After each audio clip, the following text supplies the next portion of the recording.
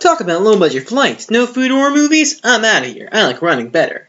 Welcome back, YouTube viewers, to another video. Alright, so, I love Ninjago. Pretty clear by my channel, just look at my banner.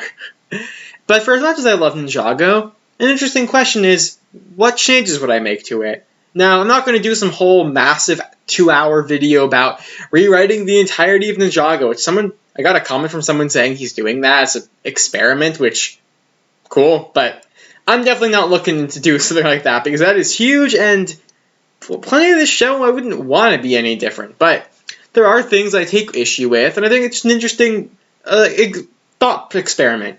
I love Ninjago, but what changes would I make to it? Because for as great as it is, it's my favorite TV show of all time. It's undeniably flawed. So I'm going to go season by season in terms of what I would change. And then, yeah, okay. Before I begin, I want to remind you all to check out my letterbox, link in the description. Without further ado, let's do it to it.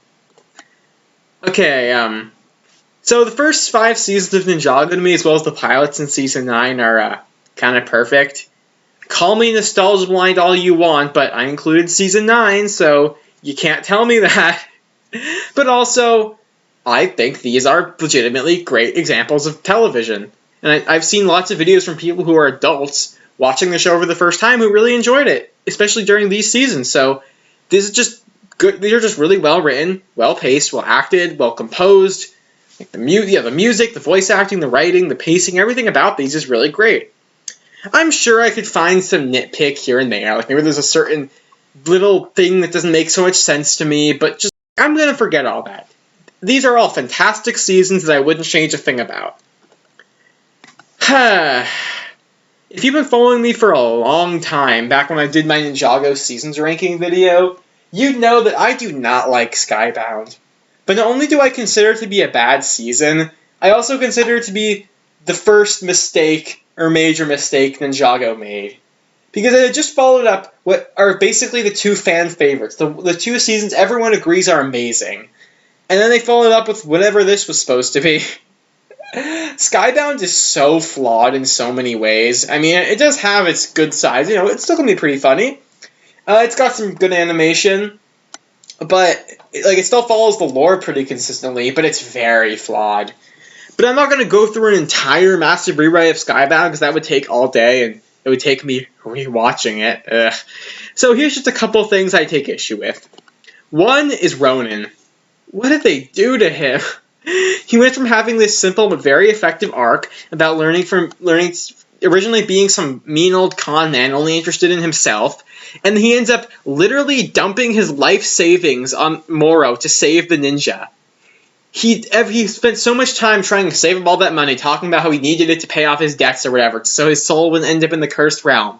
But by the end of the season, he completely redeemed himself, even after everything he'd done to betray the ninja. He dumped all the money he had saved to help Lloyd. And in this season, when the ninja get framed for very cheap crimes that there's no evidence for other than just these random security cameras, not only does the entirety of Ninjago turn against the ninja, which I thought was a really stupid plot point, not a single person thinks they might be innocent, but Ronin, who just turned his entire life around because of them, just immediately decides, yeah, I'm gonna go catch them. Like, what? But what's also more ridiculous to me, other than Ronin completely betraying his entire character arc, is that how on earth do you expect me to believe that Ronin could catch all the ninja? And he catches them 2 at once. Like, he's smart, he's good, but he's not that good. Like, it's just ridiculous. I mean, it ties into another problem I have with this season, which is that all the ninja are kinda idiots now. Like, but Ronin is just part of that problem. Him capturing the ninja is dumb. Why not say, I don't know, Pythor or something went out to capture the ninja? Now, you can put some holes in this, because why would the police hire Pythor to catch the ninja? But, you know, the last time they saw Pythor, he did something good. It's not like Pythor became a good guy at the end of season 4, but, you know, he did help save the world, so what if, obviously the police wouldn't trust him, but they'd say, okay, you know the ninja, you're smart, you fought him before, you can try to catch him, because I can actually believe that Pythor could catch all of the ninja by himself. Maybe you need to have some help. Sure, maybe this wouldn't entirely work, but like, whatever. The season erases itself at the end anyway, so does it really matter? And by the way, I'm not going to change that. I don't actually mind this season being reversed at the end. My problem is everything that comes before that ending. Because to me, this season was pretty bad, so when it reverses itself at the end, it didn't feel, poetic or something. It just felt like, man, even the writers realized this was really stupid, so it just got erased.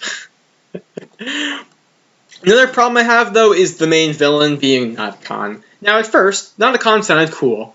He's a pirate djinn. He's got 4 arms as usual. He's voiced by Scott McNeil. But Nadakon isn't a good villain.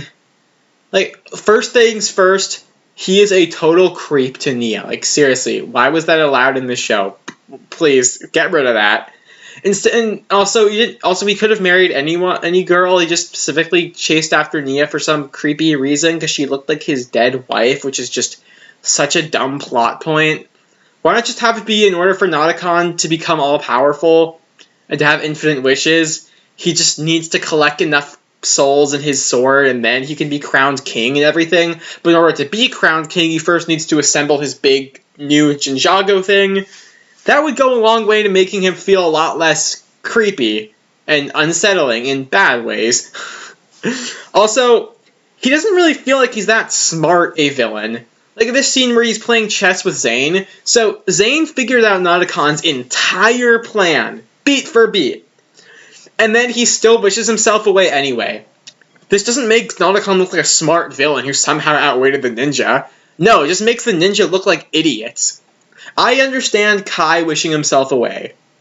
But Zane, the smartest one, the guy who literally figured out Nadakon's plan, still wishes himself away. That's stupid. How would you have Nadakon capture him? I don't know, but I'm sure the Hageman brothers are phenomenal writers for the most part. Like, I mean, to me, this is the first, they wrote the entire first 5 seasons, which, as I expressed before, I think are perfect. They also wrote 80% of season 9. So how did they write this? Like, surely they could have come up with a better way for Nadakon to catch Zane. Okay, Day of the Departed. So, I actually like Day of the Departed, unlike most people who think it's the worst thing Ninjago ever produced, which is ridiculous if you ask me. I think it's actually pretty good. For me, my problem with Day of the Departed is just that it's not quite long enough. I don't need it to be a full season. I just say, instead of being 45 minutes, how about being, I don't know, 65 minutes? Make it a decent length TV movie. Maybe 70 minutes. But, here's the thing about the pacing, though. I do agree, like I just said, that other people, I agree with them when they say it's too short. But I don't think the main plot with Cole and Yang is too short. I think that was actually very well paced, very well written, everything. My problem is all the other villains come back, and they all barely do anything. How about we put in 20 extra minutes to help develop those subplots a little bit more? Or how about not have Chen say that he has a grudge against Nia because he doesn't? I mean, I understand why he wouldn't like Nia for stealing the spell plan, but he specifically says, I have a grudge against that girl, her brother too. No, you have more of a grudge against Kai than Nia. It's just weird. Also, this is where the animation slowly takes a dip. It's not that big a deal, but it's still there. It's kind of annoying, but it's not a big deal. Oh, also, Sensei Wu should be called Sensei Wu. I still call him that. Everyone for years now, ever since they started calling him Master Wu, everyone seems to call him Master Wu, but me, my brother and I are probably the only fans who still call him Sensei Wu. Because that's what his name was for 6 years. So to me, that's what his name is. Okay, look, I'm a Hands of Time defender, alright? I love this season. But I have to agree that it looked very cheap. There's just so much less detail in the environments and the character models, and the animation isn't as smooth as it used to be, which is disappointing. This isn't even, Season 1 level animation, which is still good. This is, the worst the show ever looked. Which is a shame, because when it comes to the writing and voice acting and everything, I think this is far from the worst of Ninjago. This is really good, for the most part. For the most part. Now, I don't mind the humor of this season that much, but I also do agree that it's definitely not the funniest Ninjago ever was. The show got temporary writers for this and Day of the Departed, and I think the temporary writers did a remarkable job. You could tell they actually researched the show and knew what they were doing, unlike the guy who took over as head writer in season 10, but whatever. Point is, though, their humor leaves something to be desired. I still think this season is funny for the most part. Like, I even like Blunk and Ragmuck over here. I think they're funny. But stuff like Zane and his whole, like, oh, Zane gets broken for the billionth time and he starts talking backwards and everything. Like, it's just not funny. I think Zane being broken in season 5 was really funny, but that was also the first time that had ever been done. But you have him get destroyed again, and it lasts multiple episodes again, and it's just not as funny. Like, there's no line he has in season 7 is nearly as funny as, "Get a hold of yourselves! Even if my volume weren't stuck, I'd still be yelling at this decibel!" And, yeah, well, see, sorry about my loud friend. He's a bit off at the moment. "At least you can understand me now." That was actually pretty funny. But him going on about pudding cups or whatever, or the treadmills invented in 1919 just isn't really funny. And also, wait, does that mean that Ninjago follows, like, real world time? It's weird. I know it's a throwaway joke, but it's just weird. Season 8.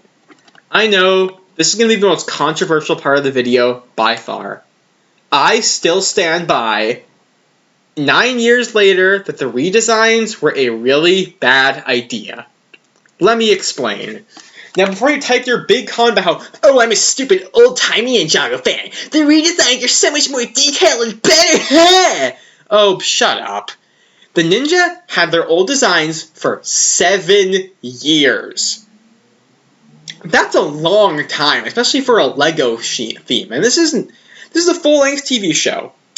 For them to just randomly change the Ninja's designs because of brand synergy with a movie that ended up being a massive bomb that nobody liked, like, what sense does that make? And again, the show was running for 7 years. For them to just randomly change all the character designs, at least for the 6 Ninja plus Garmadon, it's just weird. And this isn't a sequel show, it's not a reboot or anything. No. It is meant to be the exact same continuity, following the same episode number, with the Hageman brothers returning as the writers, too.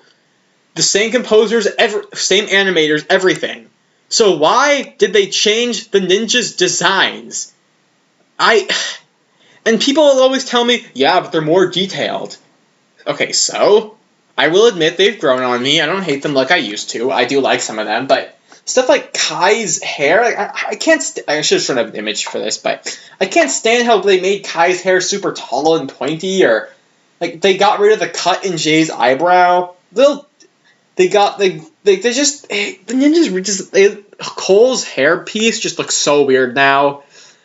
I don't like the redesigns. Okay, like Jay's freckles. I hate Jay's freckles and his curly hair. Yeah, the original designs weren't the most detailed things in the world, but they had all these little details that made them stand out. Kai's scars, his hair, the cut in Jay's eyebrows, Zane's Nia's pretty uncommon hairpiece. And at the end of the day, those are how the characters looked for 7 years. So when you just change their designs, it feels like you're just betraying the fans for no reason. It was a stupid decision that was fueled purely to fit a movie that ended up being a massive bomb. It's not like there was any guarantee that Ninjago movie would be a success anyway. In fact, I always wondered why they even changed the designs for the movie to begin with. Like, why? Whatever. Another problem I have with Season 8 is that the villains themselves are not that good. You're expecting me to believe that a biker gang, like aside from the top 3 guys, and only really top 2 guys being Mr. E and Kilo, none of these guys are threatening. No, it's not just because, oh, they have no powers or whatever, and they're just a bunch of bikers, which is a big deal. Yeah, but also, they're stupid. Like, these guys are consistently portrayed as idiots. The ninja have elemental powers, they've got spinjitzu, they were trained by a ninja master for years. And you're expecting me to believe they have a hard time against these Joes? Like, seriously? And whenever the ninja do use their powers, they instantly win. And yeah, previous Ninjago armies or henchmen weren't very smart, but they had powers. They had they were reasons why I could believe they could defeat the ninja. But these guys, No, no, no. Make them smarter and make them, like, give them all, like, some kind of super strength or something. I don't know. You could say, oh, but it takes away from the realistic vibe of the season. Dudes, it's Ninjago. It's not supposed to be that realistic, okay? You already have the more serious tone or whatever to keep it grounded. But then also, how did the Sons of Garmadon even form? I always get annoyed by this. Like, someone's told me, well, you know, it's the creator of Ninjago said on Twitter that Harumi paid off the Sons of Garmadon to work for her. Okay, but why wasn't that in the show? Like, seriously, I always wondered, why would these biker gang guys ever follow a 16-year-old girl? Like, why? And then, even if you can say, like, oh, because they got paid off and they're stupid or whatever, but why do they worship Garmadon? The guy who is very much evil? Okay, because he's just destroyed the Great Devourer or whatever. That still doesn't really give me an answer to why they would follow Garmadon. I mean, I guess you could say they're all evil or whatever, but these guys don't seem nearly as malicious as other Ninjago villains. They just seem like idiots to me. So I just don't get it. And if they're supposed to worship Garmadon, shouldn't they kind of look like Garmadon instead of just looking like biker gang guys? They don't really stand out in my mind. That's a big problem. Also, look, Zane versus Mr. E is a really cool fight scene and everything, but like when they played Zane's sacrifice music over the intro after he gets beat up, I laughed. Like, this is just like, what? Zane's sacrifice music, as we all call it, or it's called Built to Protect, was originally used in the flashback when Zane finds out his past. Very emotional music, fits the emotional scene very well. Then it gets brought back during Zane's sacrifice because it's this big moment relating to Zane. It's going to change the status quo of the series, potentially. And it's this big deal where the ninja actually dies. But then they just use it at the beginning of a random episode halfway through the season. And it's not like in the episode they act like Zane's going to die. He just got beat up again. So to use this music over the intro, no less, is just stupid. And it also reduces the impact of the music. Okay, it's Zane, and he got damaged. But by that logic, they could have used this at the end of that episode of Season 7 where it's revealed that he got beat up. They could have used it in Season 5. You didn't need to use it, and it just dilutes the impact of the music. And also, Zane gets healed by the end of the episode, so whatever. Season 10. I love Season 10. I know people complain about how short it is or whatever, and yeah, maybe it could have been an episode or two longer, but I don't really see how they could have made it longer. Maybe, I mean, I'm no master writer, but I love the season, so like, seriously, I'd like some suggestions. How do people think March of the Oni could have been longer? Anyway, though, I'm wondering why the Dark Island trilogy was in the intro and not Day of the Departed. And look, I love that they included the Dark Island trilogy, that's really cool, but Day of the Departed was an actual part of the show. The Dark Island trilogy was a spin-off graphic novel series that most people haven't read. Maybe they could have included both? That would have been nice. I mean, why is Skybound in the intro, but because Skybound, yeah, it's part of the main show. It's Season 6, so I'm fine with it being included, but if we're looking at this purely from the context of the characters in universe, why would a mural depicting events that no one remembers except for Jay and Nia even be in it? I guess you could say they told the other ninja about Skybound, but whatever. Oh, also, Nia not being able to use the Scythe of Quakes makes no sense.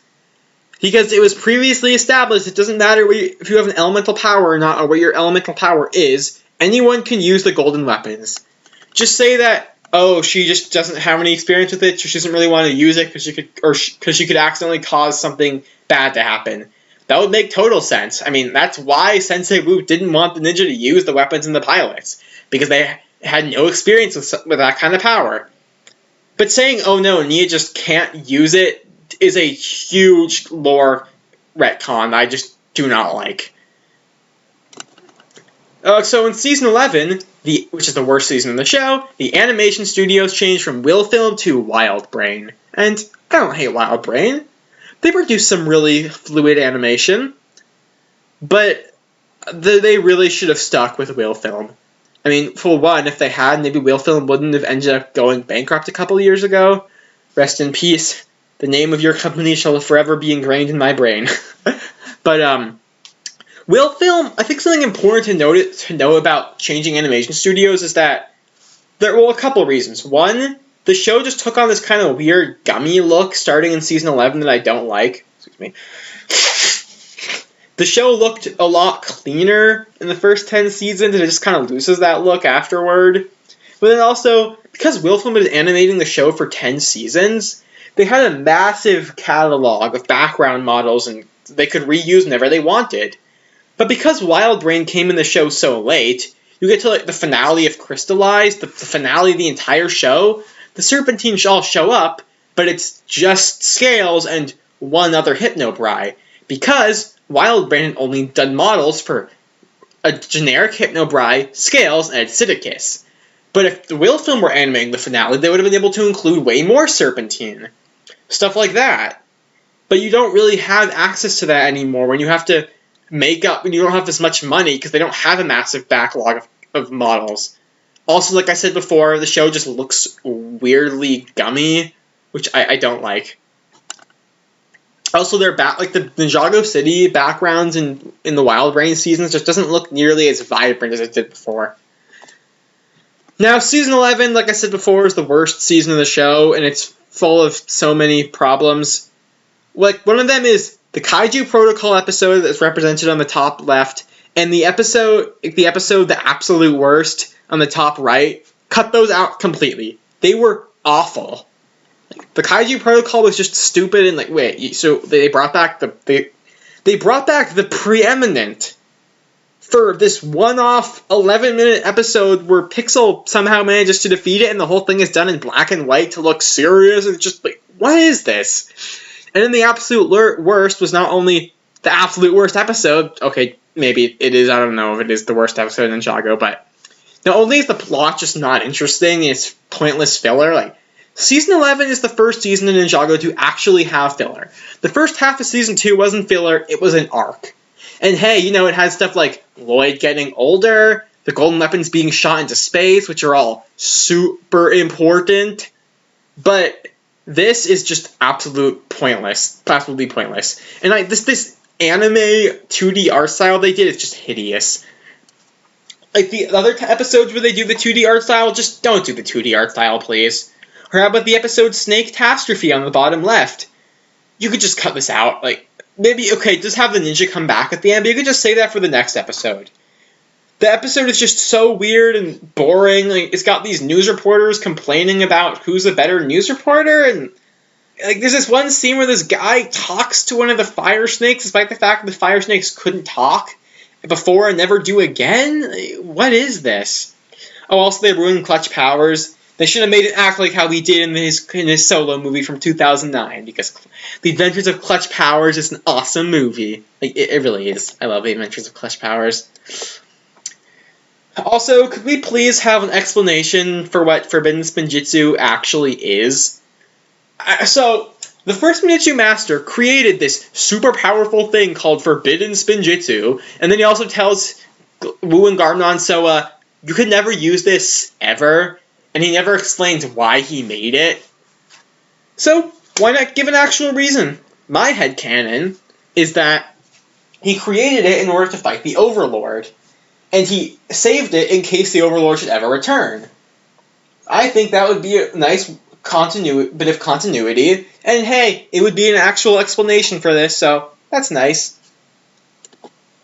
Season 12, I think this episode, 1 step forward, 2 steps back, is just really boring, and I didn't like it. And again, it's just kind of pointless. You could cut this out for the most part. Instead, make the finale 2 episodes instead of 1 episode, because I like the finale of Prime Empire well enough, but I feel like the whole story about Jay and Unagami being similar, about kind of being orphans or being abandoned by their birth parents or whatever, like, that's interesting, but it's just so undercooked. Like, this entire video game world invades Ninjago. All these characters come into the real world, and it lasts 11 minutes. and then at the end of the episode, they instantly decide to all go back. Aside from Okino and Racer 7, because they were the only characters that actually mattered. Like, what? Couldn't you have maybe developed this a bit more, please? My only complaint with Season 13 is just that the months aren't very funny, especially the Months Queen. The whole thing she has where she's in love with Jay is just not funny at all. I didn't like it. Other than that, yeah, Season 13 can pretty much remain the way it is. It's great. The island could afford to just be longer, please. 4 11-minute episodes is barely a season. I still consider it to be its own separate season. It's not a mini-series or a special. I mean, there's no way to watch it as those things. It's not part of Season 15, or Seabound, rather. It's its own thing. But it's so short. I mean, Ninja investigate this cool tropical island and everything, but it just gets no development because it's so short. They couldn't have made it 2 episodes longer, maybe 4 episodes longer to make it as long as March of the Oni at least. Like, do something with this premise. It's not like, oh, Seabound was so long they had to make this short. No. Seabound was 16 episodes. This is only 4 episodes. They were able to do seasons 12 and 13 the previous year, in the same year, and they were both 16 episodes each. So, they couldn't have made this a bit longer. Also, I'd have the mechanic be the guy at the end who was stealing everything from the Islanders, not Ronan, because we don't need to ruin Ronan's character yet again. Because Season 7 did a good job actually bringing Ronan back to how he used to be. But then Season 14 just ruined him again. So, just have the mechanic be the guy. I mean, Lloyd thought it was going to be the mechanic, which is actually kind of funny, because it really should have been. Also, time to talk about Seabound. I don't like Seabound. I always see these people saying how great it is, but I really don't think it's that much. It's very good at all. I like the finale. That's kind of it. I mean, one thing that really annoys me is how they ruined the origin of first Benjitsu Master. So, in the first 7 seasons, it was established that the first Benjitsu Master created Ninjago and everything in it with the 4 golden weapons. That's it. Easy to understand. Cool. He's like the god of this universe, basically. But then in Season 8, they say, so he actually came from the first realm, and he's part Oni, part dragon. But then he couldn't stop the fighting between them, so he left the first realm and created his own realm, being Ninjago. I thought that was fine. I actually liked it. Because it didn't take away from the origin of the first Benjitsu Master, it added to it. It gave him more of a backstory. But then this season doesn't give him more of a backstory. It says, okay, so actually he didn't create Ninjago. It already existed. He just, created humans, I guess. There were already these Merlopians and Purple Islander people living on it. But that's just so much less interesting and takes away from the mystique of the first Ninja Master. I mean, in Season 10, Lloyd meets him in some kind of afterlife, which would imply that he really is some kind of godlike figure. But he loses that impact when he's continuously brought down to just be some guy who happens to be really powerful, but what happened? Also, the scene where Jay drowns is unbelievably stupid. So for the entire rest of the season, when the ninja are underwater, they are wearing these underwater scuba helmets. But in this one scene where the city is flooding, Jay just isn't wearing it. Instead of having it be, oh, Jay wasn't wearing his scuba gear, so he almost drowns, have it just be the scuba gear cracked, and then that's how the water gets into his lungs. Also, maybe make this season's humor less infuriating. Can we please remove the line where Jay says to the Merlopians, hi, we're from Bubble Tuppleopolis. I think they bought it. Ugh, that wasn't funny. Also, could Cole please have come along on the mission? Kai too? In fact, I think it would make more sense for Kai to come on the mission because, this is a Nia season. He's Nia's brother. But instead they had Lloyd come along. I mostly just used Cole in this image because he's my favorite ninja. Also, I'm not really sure how, but I feel like you could please try to make Calamar less of a Pythor knockoff. But I'm not really sure how you do that because his character the story is so steeped in the whole purple animal guy who hates humans for trapping him and his fellows under the surface world or whatever, unleashes giant serpent to destroy the city and then gets eaten by it. They could not have been more derivative of Pythor. But Maybe make him blue or something instead of purple, or maybe you can make him red. Maybe take away the British accent, which only makes him sound even more like a Python knockoff. I'm not touching Crystallize. I already did a 40-minute video about how I'd rewrite it, so just watch that video if you want to know. So, those are the changes I'd make to Ninjago. I think these are interesting. I don't know about you guys, but like and subscribe if you haven't already. I enjoyed making this, and yeah, that's all for now. And remember to stay way past cool.